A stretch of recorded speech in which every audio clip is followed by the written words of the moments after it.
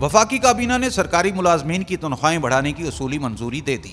ذرائع کے مطابق وزیر اعظم پاکستان عمران خان کی زیر صدارت ہونے والے وفاقی کابینہ اجلاس میں کہا گیا کہ گریڈ 1 تا 16 تک کے 3,70,000 ملازمین کی تنخواہوں میں اضافہ ہوگا۔ وزیر دفاع پرویز خٹک نے کابینہ کو بریفنگ دی۔ کابینہ اجلاس میں بتایا گیا کہ وفاقی ملازمین کی تنخواہیں بڑھائی جائیں گی، جبکہ صوبائی اداروں کی تنخواہوں کے معاملات صوبے خود دیکھیں گے۔ مختلف وزارتوں، ڈویژنوں اور محکموں میں سی ای او اور سربراہان کی خالی 80 پوسٹوں کو پر کرنے پر بھی غور ہوا۔ وزیر اعظم نے اس موقع پر سرکاری محکموں کے سربراہان کی پوسٹیں خالی ہونے کا سخت نوٹس لیا اور متعلقہ سیکریٹریز کی سرزنش کی۔ ذرائع کے مطابق دوران اجلاس عمران خان نے سگریٹ اسمگلنگ سے متعلق فیڈرل بورڈ آف ریونیو سے رپورٹ طلب کر لی۔ کابینہ کو کورونا وائرس کی ملک میں موجودہ صورتحال اور ویکسینیشن کے عمل پر بھی بریفنگ دی گئی۔ اجلاس میں اسلام آباد میٹرو بس منصوبے کے بارے میں بریفنگ آئندہ اجلاس تک کے لیے مؤخر کر دی گئی۔